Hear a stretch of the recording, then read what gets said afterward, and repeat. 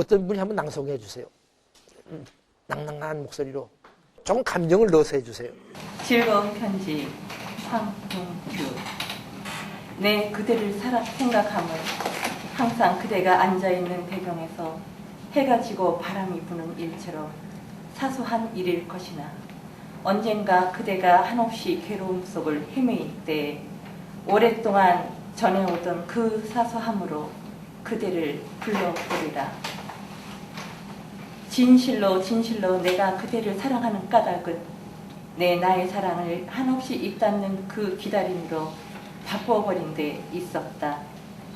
밤이 들면서 골짜기엔 눈이 퍼붓기 시작했다. 내 사랑도 어디쯤에선 반드시 그칠 것을 믿는다. 다만 그때 내 기다림의 자세를 생각하는 것 뿐이다. 그동안에 눈이 그치고 꽃이 피어나고 낙엽이 떨어지고 또 눈이 퍼붓고 할 것을 믿는다. 고3 때 졸업할 때 이 교지에 실린 겁니다. 그렇기 때문에 이건 고등학교 3학년 때 쓴 건 분명한데, 그때 연상에 짝사랑하는 여인이 있었습니다. 소위 연애한 건 아니고, 그때는 좀 드물었어요. 요새는 연상 별거 아니지만. 그래서 고등학교 학생 때 썼지만 상대방이 대학생이었기 때문에 대학생이 쓴 거나 다름없습니다. 그 여자한테 바친 거니까. 그때 이 사랑 노래를 쓰려고 표본을 찾아보니까 한용운 선생의 님은 갔습니다만 나는 님을 보내지 않았습니다. 그렇지 않으면 김소월의 가시는 걸음걸음 너인 것을 사뿐히 지져밟고 가시옵소서. 둘 다 내가 이처럼 당신을 사랑하니까 갔다가 곧 와라 그거입니다. 가시난다 도쇼 오쇼쇼예요. 그 전통이에요. 미랑의 사랑의 노래도 마찬가지고. 그래서 난 처음에는 이 한용운이나 김소월의 시하고는 조금 다른 연애시를 쓰려고 그랬어요. 그런데 여러분이 기억 잘 못하실 겁니다. 내가 이 시를 쓸 때는 우리나라에서 참 극도로 남녀관계가 문제가 될 때예요. 남자가 하도 많이 죽었기 때문에 한때는 남자 하나에 여자가 한 도락고 반이라는 말이 있었습니다. 제 나이 또래에 있는 분들은 혹시 아실지 모르겠어요. 요새는 그런 거 없죠. 요새는 여자가 더 부족하니까. 근데 그렇기 때문에 김소월이나 한용운처럼 영원히 사랑하겠다. 각인까지만 곧 돌아와라. 그런 연애는 없었습니다. 그때는 벌써 불란서의 실존주의 영향을 받아가지고 사랑도 일종의 선택이고 사랑도 일종의 약속이라는 게 유행하고 있었습니다.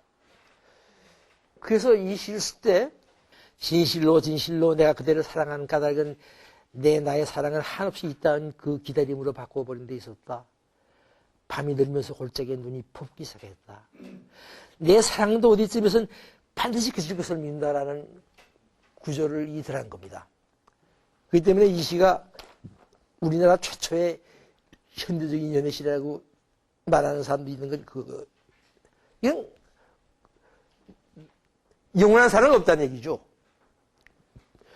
다만 그때 내 기다림의 자세 생각하는 건 뭐냐면, 하지만 나는 당신을 앞으로 사흘만 사랑하겠어 하고 연애가 되겠어요?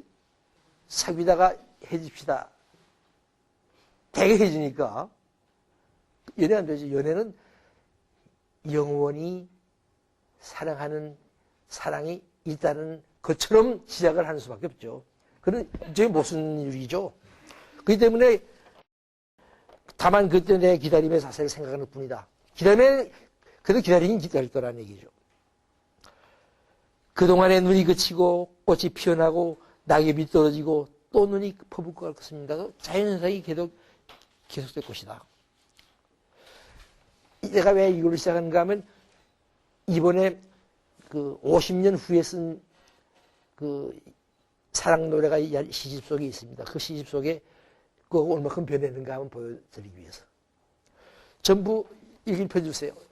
이 두 사람 앞에 하나씩 있습니까? 시는, 요새 시는 눈으로 읽기 위해서 쓰는 거지, 낭송하기 위해서 쓰지 않습니다. 그렇기 때문에 낭송만 해가지고 안 돼요. 시청각 둘 다 동원해야지. 그래서 여러분, 둘 중에 한 사람은, 처음에 있다고 김인배 선생님이 그래서 내가 프린트 하려다가 안 했는데, 50년 후에 쓴, 이게 56년에 썼으니까 어떻게 됩니까?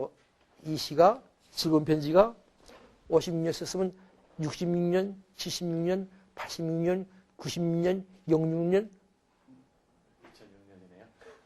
56년 만에 쓴 거예요. 아니, 이것도 몇 년 전에 썼으니까 한 3, 4년 후에 쓴 겁니다. 금년에 쓴 건 아니니까. 마른 국화 몇 잎. 다 가버리고 남았구나. 손바닥에 오른 마른 국화 몇 잎. 짧은 가을이 갔다.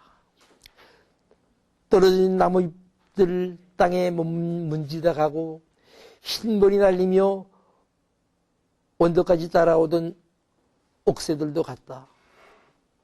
그대도 가고 그대 있던 자리에 곧 지워질 가벼운 나비 날갯짓처럼 마른 국화꽃 내음이 남았다. 우리 채원이 어디론가 가지 못하고 끈물 한 개처럼 떠드는 골목길에 또 잘못 들어섰다든가, 술집 주모 목소리가 하도 편안해, 정말 편안해. 저녁비 흩뿌리는 도시의 얼굴 그대로 그래도 참을만 한다든가, 그대에게 무언가 새로 알릴 거리 생기면 나비 날갯짓 같은 이 내용을 통해 하겠네. 나비 날갯짓이 지구 반대편에 가서 폭풍을 낳는다고도 하지만 가을이 아직 남아있다고 생각지는 마시게. 이거 연애시죠? 지금 애인이 죽었는지 살았는지 모르지만 약간 해준 상태 아니에요? 근데 여러분, 또 잘못 해가지고 우리 옛날에 같이 다니던 골목길에 또 잘못 들어갔다면 아직 살아가고 있는 거죠. 김유신이가 천관에 집에 간 말을 죽이듯이 죽여야 될지 모르겠지만, 하여간 뭔가 또 잘못 들어갔다고 해요. 또 잘못 들어갔다면 한 분만이 아니겠죠. 그런 상태이면서도 뭡니까? 맨 마지막에 가서 가을이 아직 남아있다고 생각지는 마시게. 그러니까 영원한 사랑 같은 거 생각하지 말라라는 얘기죠. 난 이렇게 지금 살고 있지만 이게 애인이 죽었든가 살았든가 간에 지금 만나지 않은 상태죠. 50몇 년 동안 이게 처치의 흔적이 남아있어요. 지금 생각해보면 이거 즐거운 편지가 그래도 그 당시 삶의 진실에 가까웠기 때문에, 그리고 요새 와서는 또다시 이때하고 비슷해졌습니다. 연애관이. 이 시를 썼을 때, 쓰고 나서 한 10여 년, 20, 30년간은 이 시가 조금 과히 환영받지 못했어요. 왜냐하면 다시 또 영원한 사랑으로 돌아갔었으니까. 지금은 다시 또 돌아보는 셈이죠. 이 시를 처음 받은 내가 짝사랑하던 여자는 이 시를 처음 받고 좋아하진 또 않았어요. 왜냐하면 영원히 사랑하겠다고 덤벼줬지. 이게 내 사랑도 어디쯤에서는 반드시 그칠 것을 믿는다 그러면 좋아했겠어요? 근데 요새 몇 년 전에 내가 짝사랑하던 여자의 동생이 나하고 동기동창이에요. 국민학교. 그래가지고 셋이서 만나서 같이 저녁을 먹은 적이 있습니다. 그때 그 얘기가, 그 시가 점점 더 좋아지더래. 미국에서는 못 만나고 지금도 잘 살고 있을 거예요. 그리고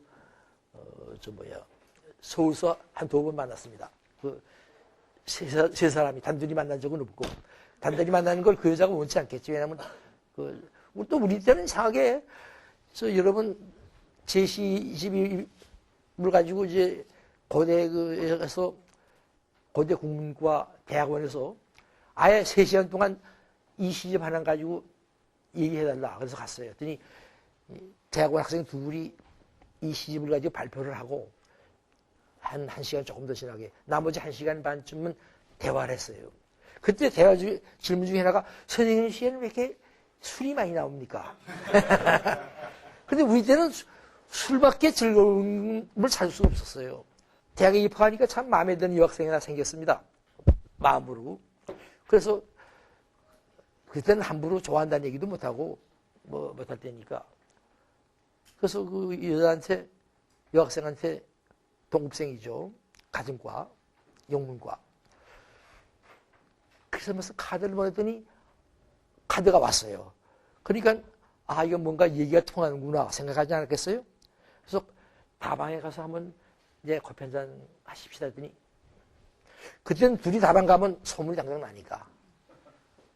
그래서 그 여자하고 같이 여학생하고 같이 커피 마신 게 4학년 때 수학여행 가서 처음 마셨어요. 그럴 때니까 술밖에 즐길 게 없어요. 영화도 1년에 좋은 영화가 한두 편 들어오고 나머지는 형편없는 영화들이고 그리고 그때 우리나라 영화는 못 봐주고 세수하는 걸 3, 4분씩 이 영화에 나오는데 어떻게 그걸 보고 앉아있어요. 아주 슬로우 모션에다가 그 내용도 빤하고 학교 앞에 있는 쌍과부집이니 뭐니 돌아다니면서 술 마시는 게 술 얘기가 많이 나오더라도 용서해야 됩니다, 여러분이. 왜냐하면 그때는 그런 시대였으니까 술 얘기가 많이 나올 겁니다. 그리고 그 첫째 번 그 즐거운 편지나 지금하고 큰 차이가 없죠. 아까 그 시도 삶의 진실이라는 건 변하지 않습니다. 그래서 우리가 셰익스피어도 읽고 시랍 비극도 읽는 게 삶의 진실이 많이 변하지 않았기 때문에 읽는 거죠. 물론 시랍 비극을 현대의 극처럼 읽어서는 안 되죠. 셰익스피어도 지금처럼 읽어서는 안 되죠. 하지만 크게 변하지 않은 겁니다. 인간성은 아마 신석기 시대 이후에 크게 변한 것 같지는 않아요. 이 도구는 많이 변했지만. 종교도 마찬가지입니다. 난 종교 안 믿지만 처음엔 아주 지독한 기독교인이었습니다. 휴고 교회 비슷한 데를 다녔으니까 당장 예수가 재림한다는 그때는 정신없이 믿어졌는데 대학 와서부터는 니체도 읽고 뭐 그러다 보니까 점점 더 하다가 이 조영기 목사한테 아주 실망을 해가지고 그다음부터는 교회에 안 나갑니다. 어머님이 그 순복음교회 다녔기 때문에 조영기 목사가 주례를 섰거든요. 그래서 이제 그땐 또 그 줄에 서면 집에만 모셔야 됩니다. 모셨는데 모시면서 제가 그때 젊으니까 몇 가지 질문을 했어요. 하나는 옥스포드 성경을 제가 새로 사는데 그 하수 가던 집에서 그 할머니가 나한테 선물했어요. 크리스마스 선물로. 보니까 과거에 틀린 해석이 있었다고 그 많이 고친 게 나왔어요. 이런 일이 틀렸다. 또 지금 여러분 성경 보면 알지만 성경에 이 몇 구절 빠지는 것도 있습니다. 뭐 15절에서 17절로 넘어가고 두 줄은 있긴 있는데 무슨 말인지 모르는 거죠. 뭐 잘못 쓴 것도 있을 테고. 그래서 선생님, 목사님은 글자 한자 고칠 수 없다. 이게 성신의 성신이 옆에서 본 거기 때문에 번역은 글자 한자 고칠 수 없다 그러는데 어떻게 생각하시냐? 하더니 한 5분 동안 대답을 하는데 내 얘기를 완전히 빼고 다른 얘기만 하는 거예요. 고린도전서 13장에 보게 되면 그 유명한 장이죠. 뭐 좀 믿음, 소망, 사랑 이 세 가지는 항상 있을 것인데 그 중에서 이런 사랑이라. 그건 위대한 말입니다. 그것도 삶의 진실 중에 하나예요. 그런데 거기 뭐가 나오냐면 방언 얘기가 나옵니다. 그때 그 순복음교회에서는 방언을 많이 했어요. 요새는 안 하는지 모르지만. 갑자기 모든 사람이 중얼중얼하고 소리도 지르고 막 하더니 난 정신없이 봤거든요. 근데 내가 이렇게 성경 읽는 거에 하면 방언도 좋지만 그 사도 바울이 중요한 타협도 많이 하거든요. 고린도 교회 사람들이 방언을 하는데 그것도 은혜의 한 흔적이다. 하지만 더 중요한 게 있다. 그건 예언이다. 영어 찾아봤더니 로고스예요. 예언보다 큰 거죠. 로고스는 하나님의 그 말씀이 로고스 아니에요. 그러니까 이 방언처럼 못 알아듣는 말이 아니라 이 논리가 서 있는 진짜 하나님의 말씀이 더 중요하다는 얘기죠. 어떻게 생각하십니까? 지금 선생님, 목사님 교회에서는 방언을 굉장히 하는데 5분 동안, 5분, 10분 동안 답변하는데 그 얘기 싹 빼고 해. 완전 정직해서 내가, 야, 당신은 성공을 하겠다. 그쯤 되면 이제 큰 교회를 만들겠구나. 하지만 난 당신은 이제 당신 같은 믿음을 가질 수 없다라고 그때부터 멀리하기 시작한 겁니다. 결정적으로 한 건